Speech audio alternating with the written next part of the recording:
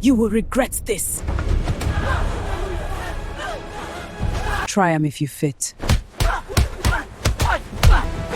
You regret! I go show! You no know wetin you dey face.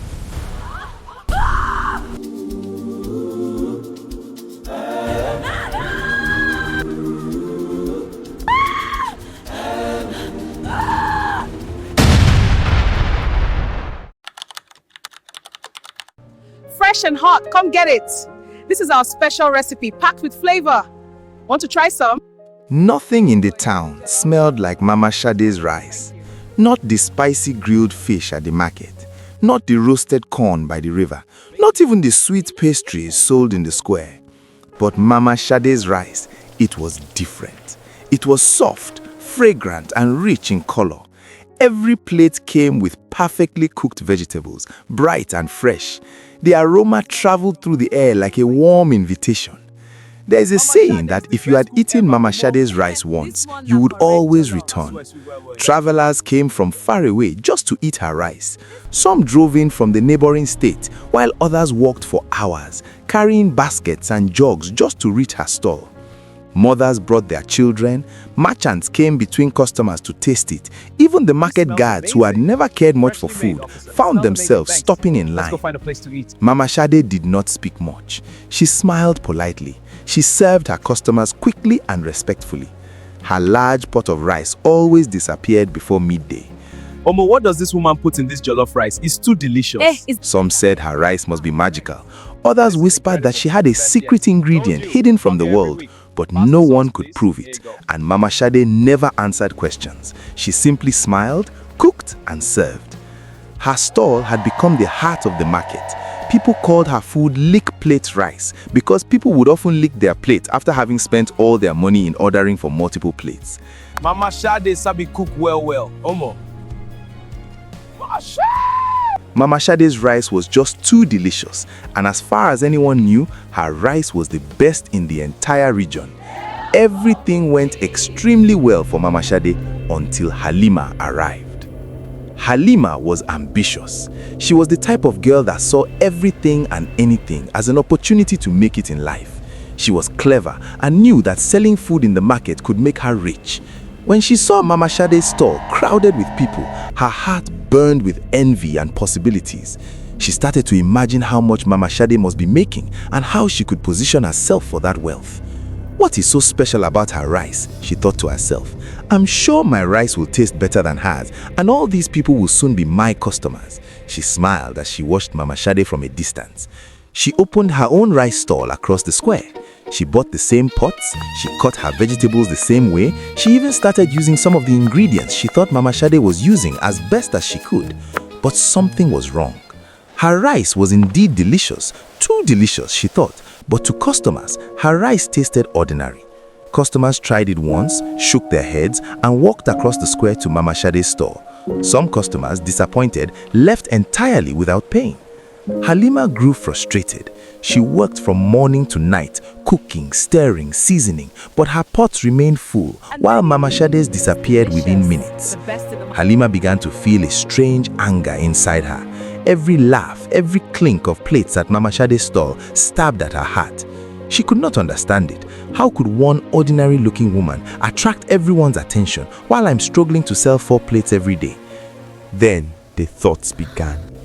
Dangerous thoughts. Thoughts that whispered, there must be something strange about that rice. Something is not right somewhere. How can you explain this? How can everybody buy from just one woman? And come to think about it, she only sells rice? But everybody suddenly only like rice? No one wants fufu anymore? Something is wrong somewhere. Night came and Halima could not sleep. Many thoughts ran through her mind. Are you sure Mama Shade is not doing something nobody knows about? And could this be the secret to her success? Halima battled with these thoughts night after night. One night, she crept outside and hid near Mama Shade's stall. She wanted to see. She wanted to know. Was it a charm? A spell? Some secret ingredient hidden in the pot? What exactly could it be? Mama Sade closed her store very late as usual after a very successful day and took the path that led toward the river that ran behind her small house. Halima followed quietly.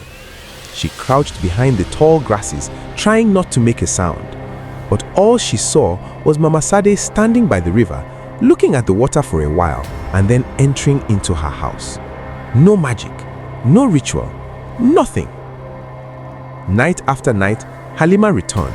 She watched from the shadows. She saw Mama Sade leave the shop, approach the river, and stand silently. The water shimmered under the moonlight, reflecting her figure. But every night, Halima found nothing. No secret ingredient, no strange movements, no incantations. Just the woman she had come to desperately hate. Frustration grew like fire in her chest. How can one ordinary-looking woman attract everyone's attention while I am struggling to sell 4 plates every day? She began to plan, an evil plan, a plan of sabotage. The next morning, Halima tried the first of many attempts. She had researched on a substance that makes people have runny stomach and to fart indiscriminately. She thought to herself, if I can somehow get this into her pot, she will surely lose all her customers and they will gladly come to me. She monitored Mama Sade and waited for a time she would leave the kitchen so that she could carry out her plan. That opportunity came on one fateful occasion, and Halima secretly sprinkled the strange powder into Mama Sade's rice pot while the woman went inside her house for water. Halima returned to her stall, smiling, confident that this plan would finally give her customers. But something strange happened. Mama Sade's rice sold faster than ever. The customers at Halima's store grew fewer that day as customers still went over to Mama Sade's store. People began whispering to each other, glancing at Halima's food store, and their whisper was followed by a shaking of head in contempt. By evening, Halima realized her plan had backfired. The rice, even with her powder, remained irresistible. Night after night, Halima's envy grew. She began to hear whispers, first in her dreams, then in her recurring nightmares. Then a voice that sounded like the sea breeze would call her name. She would come out at night to watch Mama Sade go home and would sometimes see shadows move near the river, flickering like figures. She saw ripples in the water that looked like hands reaching for her. It felt like she was losing her mind. She could swear it was real. Then in a moment, everything was gone. Only silence remained. The air around Mama Sade's house felt different, charged. Something was beginning to feel odd. Then she realized that Mama Sade would first go to the river and stand at it for a few minutes before entering her house. Is that normal? Something fishy is going on here, and to think that she does this every night. Halima felt that whatever she did at the river in those few minutes must mean something unseen. What is Mama Sade hiding? I would definitely find out. She watched for nights but saw nothing strange. Halima tried to sabotage Mama Sade again. She waited for another opportunity when Mama Sade went out to get something. Then she entered through the back door and stole a recipe book she found on the table that day. She copied every recipe she saw and paid attention to details. She rearranged her pots. She bought new vegetables, but the rice never sold. Customers ignored her, and when she tried to poison it a second time, she was almost caught in the act by an attendant, but she quickly pretended to be looking for Mama Sade. No one suspected anything, and she went outside to her own stall. But she noticed something strange when she opened Mama Sade's pot. She noticed that contrary to her belief that Mama Sade covers and sells over 15 large pots of rice every day and sells all, she found out that Mama Sade cooked with only one pot. She wondered how it was possible. When does she start cooking the next meal with this pot? Halima wondered. Well, at least I thank God nobody found out what I wanted to do, she said. The market people began to whisper about Halima. Some said she was unlucky, others said she must be jealous. Halima felt rage and fear battling inside her. Why is she so unstoppable? She asked herself. What is she hiding? And Mama Sade? She smiled quietly. She kept cooking, serving, and watching the people enjoy her rice. Whether she had a secret or not, nobody knew. Nobody cared. All that mattered was the delicious rice. But something was beginning to make Halima feel very small and very afraid.